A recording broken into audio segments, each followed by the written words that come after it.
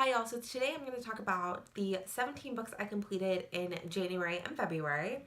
10 of those were children's picture books, so if you're not interested in those, I will get to them at the end, so you can just click off after I'm done with the 7 other books. So let's get into it. So the first non-children's book I completed was Heart and Brain by Nick Saluk. This is a webcomic that's been published in graphic novel form, and it really kind of shows this interesting dynamic between what the heart wants and what the brain wants. It's absolutely hilarious. I ended up giving it 3 stars. It's not something I would want to reread, but it was something I thoroughly enjoyed while I was reading it, and it was very relatable. So if you have a chance to get your hands on it or check out the webcomic itself, I think a lot of people would enjoy this. And the art's pretty simple and cartoonish and fun. The next one I completed was The Feather Thief Beauty, Obsession, and the Natural History Heist of the Century by Kirk Wallace Johnson. This is a non-fiction book that is truly stranger than fiction. It's people can't script these sorts of things. You have this highly intelligent American boy who is a incredible flutist who in his youth became enamored with fly tying. If any of you are familiar with fly fishing, it's the fishing flies. And so he goes on basically to pull off the natural, one of the natural history heights of the century, as the subtitles suggest, by stealing all of these feathers. And these are some of the feathers that Darwin collected and several other scientists. So it was quite interesting. They go through the entire case and the outcome. I gave this 4 stars. I really enjoyed this, but I will say the fly tying section, they detail how to fly ties and which specific feathers are used. I could care less, so I kind of skimmed through those things, but just the story itself was mesmerizing, and this discussion of what is the value of things, is the value of potential knowledge greater than the value of the use of something, and just some of the criminal underworld and essentially a very small niche of people who like tying fancy fly ties that they're probably not going to use anyways. So it's quite interesting. I know it sounds really boring, but it was fantastic. If you're looking for a nonfiction read, this one's really accessible. I didn't feel like it went in too deep, and it's not anything gruesome in sense of true crime. The next thing I completed was Bachelor Nation, Inside the World of America's Favorite Guilty Pleasure by Amy Kaufman. I gave this one 3 stars, and this is exactly what it sounds. It's basically a fan's deep dive look into the Bachelor franchise from the inception of the show and the shows that went before it that kind of paved the way for what the Bachelor is today. How the Bachelor has changed over it's been running for over a decade, I believe. And they've had different assistant executive producers and how each of them have changed the franchise, the things they put the contestants through on the show, how they get some of the entertaining drama shots. And my main thing is I wanted more. A lot of it is stuff that you could Google. A lot of things are things that I kind of already just kind of thought from how reality TV is produced and knowing that. But some of it was really interesting. And if you're a Bachelor fan, they go through a lot of past infamous moments that I don't feel like somebody who's not a fan of the franchise would get as much out of. But nonetheless, it was a very interesting discussion. And it also talks about feminism and this idea of love, and it's not afraid to talk about some of the negative aspects of the franchise either. So it's a very interesting read if you like The Bachelor. The next 3 books I read are all part of the same series. It's The Cruel Prince, which I gave 4 stars to, The Lost Sisters, which is the novella, which I gave 1 star to, and The Wicked King, which is the second book in the trilogy, which I gave 4 stars to, all by Holly Black. And I'm only going to go over the synopsis for the first book.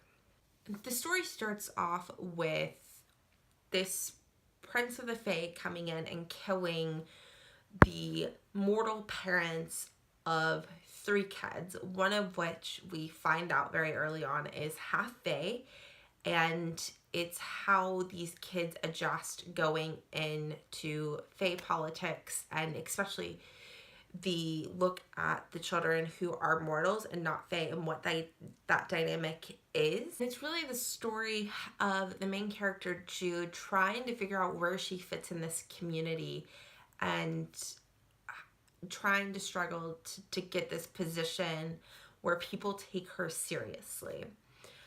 There's romance, intrigue, espionage. I really, really enjoyed it. One of the problems I had is the pacing was off. At the beginning, it was too slow. At the end, it was too fast. It was almost like whiplash. I like the very traditional Germanic English fae folklore. I really enjoy Holly Black's writing style. And if you're into fae stories, I recommend giving this a try. If you've read Holly Black's writing previously and enjoyed it, then you'll probably like this too. Now, with The Lost Sisters, on the other hand, skip it. That frustrated me to no end. It felt like a cash grab. It was completely pointless. And thankfully, I mean, I read it from my library, but if I was to pay $2.99 for that piece of, like, it was just bad. And it really didn't add anything to the story. And in fact, if I was to take that and let it affect my view of the first story, it would have ruined part of the first for me. So I'm glad that was not something that was in there, 1, but 2, it was just completely unnecessary. And for The Wicked King, I liked it more than The Cruel Prince in some ways. The pacing was a lot better in this one. And the ending that it leaves off on is jaw-dropping. The plot twist on that were pretty well done. I didn't really see any of them coming, with the exception of one, but I didn't see how it ended up playing out, which was fun. And it was just really a fun ride. It's a very entertaining trilogy. If you want something that you can read in a matter of a couple of settings for a readathon, this series is fantastic for that, in my opinion. And the last non-children's fiction book I finished was Neverwhere by Neil Gaiman. And this is essentially a adventure story and a mystery of a guy from London above, so what we see as London, and he unknowingly runs into this girl who's from London below, and he has no idea that this London below exists, and the process of meeting and helping her ends up erasing him from London above and making him a below Londoner. And it's his journey of trying to get back to London above. That's a very basic premise. It's way more than that. And here's the thing with me giving it 2 stars. I very much enjoyed parts of it, but I was extremely confused at the end. Like, I really feel like I missed something. But I enjoyed it enough that I want to go back and reread it and figure out what I missed, because it was so much fun at the end. And there were certain parts of it that really made me think. If you're into wordplay and linguistics, there's a lot of that in the book, which is fun. And the plot twist I didn't see coming. Again, I was left completely confused. And it was a fun ride. And I'm refraining from watching the BBC's adaptation of it. Okay, and on to the 10 children's fiction books I read. I do have a review up for 5 of these. I'll link it down below for you. The first one is Just Add Glitter by Angela Di Terrorisi. And I gave this 5 stars. I loved it. In essence, if you have somebody who loves glitter, girl or boy, I recommend getting this for them. And if you have a girly girl, like, this is fantastic. The ending message is wonderful about how just being you is enough. it was just really heartwarming and cute. And the picture book has raised glitter illustrations in parts of it, which was fun. The next one was The Elephant's Garden by Jane Ray. This is a telling of a Indian folklore of essentially this girl wakes up and she realizes that something is eating all the fruit in her garden and finds out it's this elephant, and then goes with this elephant on this adventure. And I gave it 2 stars because I didn't understand the point of it, but the illustrations were gorgeous and it was worth it for me to read it just for the illustrations because it was so pretty. The next one was Hansel and Gretel by Beth Ann Woolven. This was the most imaginative retelling of Hansel and Gretel I've ever read. I recommend that you familiarize with the original myth, or the original tale, because what this does is it turns it on its head. By the end of this, you're left wondering who the villain really is. Is it the witch or is it the children? I mean, it was fantastically well done. The art's very simple. It's orange, white, and black. Just a 3-tonal illustrations, but it was such an imaginative retelling. The next one is The Dragon and the Nibblesome Knight by Ellie Woolard, and I gave this 5 stars. The message is really sweet about not judging somebody until you meet them, and it's about this baby dragon who has to go off and prove that he's ready to fit in with the big dragons, and the way he has to do this is by nibbling a knight. And he meets this little boy in the pond, and it's their adventure together, and it's really sweet. I recommend it to anyone, especially if you like dragons, because the illustrations of the dragons were quite cute. The next one is Beauty and the Beast by Cynthia Rylant, and while published by Disney, this is a adaptation of the original Beauty and the Beast, and it stays pretty close to the original without being as gruesome. The illustrations are really pretty. I gave it 4 stars. So it doesn't necessarily follow the Disney version. It follows more of the original while making it safe for children. The next one I finished was Antoinette by Kelly Day Pachuo, and this one was just it was a 2-star. It was mediocre for me. The illustrations were okay. The story was okay. The message was good. It's about finding out what you're good at and learning to value yourself for what you have. There's that. It's just not being memorable. The next one is Outside My Window by Linda Ashman. And this is seeing other world cultures through the eyes of a child by having other children explain what is outside of their bedroom window. So when they look outside their bedroom window, what they see. And the illustrations are great. And again, this is one that it's not super memorable, but the concept of it's really cool, and it was a pleasurable experience while reading it.